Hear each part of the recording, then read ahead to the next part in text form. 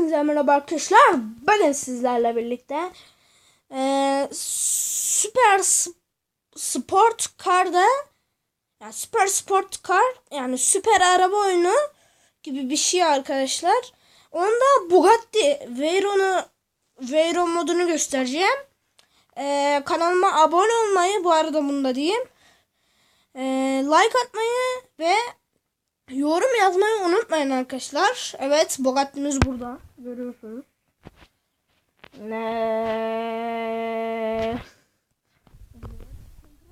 Seçiyoruz. Şarjı bitiyor bu arada. Kaç? 15. Saat uçmuş ya. Ana doğru. Kuş yoktu. Şunu kaldır. La kaldır la şu kaldır. Ya yürü git ya.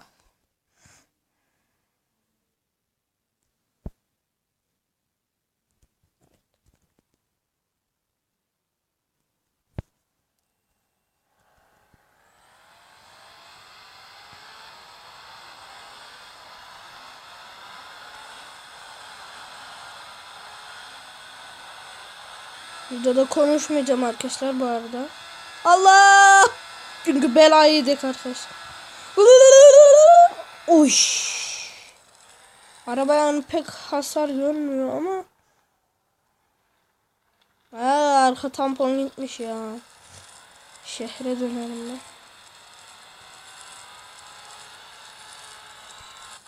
Drift show. Anam. Ne kaydık be. Ama süper kayıyoruz ya. Arabayı bir tamire götürelim. Anam. Hadi be. Kurtul ya. Şuradan bir tamir et arabayı. Kaza simülatör gibi bir şey. Ay. Uf. Oy. Kurtar. Kurtar be. Kurtar be ya. Aman. Ya arka gitti. Öne bakalım. Ay. Önü silinmiş ama.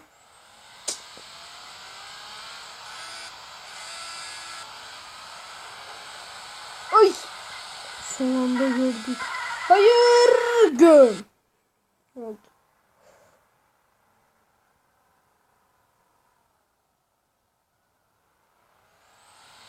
Şöyle duvara vuralım.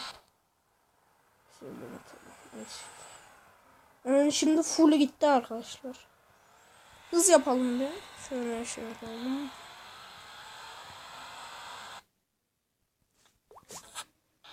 İşte kontrolü kaybettim, bir dakika. 240 yok 238.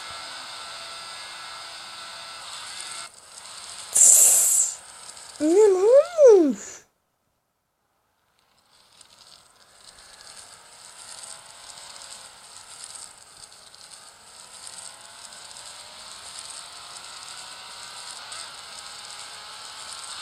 Allah!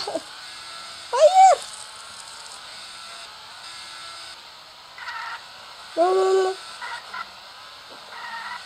Hayır! Güm! Hayır!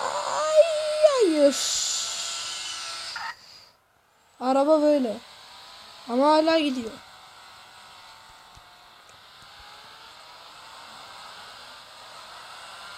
Allah! Ana!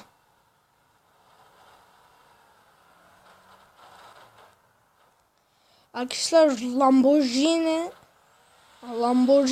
ve Ferrari modlarını da indireceğim. Lamborghini yani önü şeye benziyor, yani düz önü arkadaşlar. Ben Lamborghini diyor. Ama hadi be. Aha, gömlettik. Yani arkadaşlar bu fazla bir video olmayacak. Yani fazla şey olmayacak. Yani uzun sürmeyecek. Yani geçeyim ben. Şuradan da geçeyim. Şuradan da. Aha, yol lazım. Oy. Üf. Oy. Full gitmiş arkadaşlar da.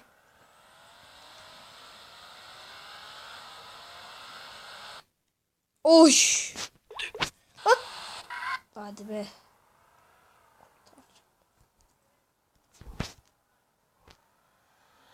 No no no no. No no no. Ay abim. Neyse arkadaşlar bu videomuz bu kadar. Hepsi seviyoruz.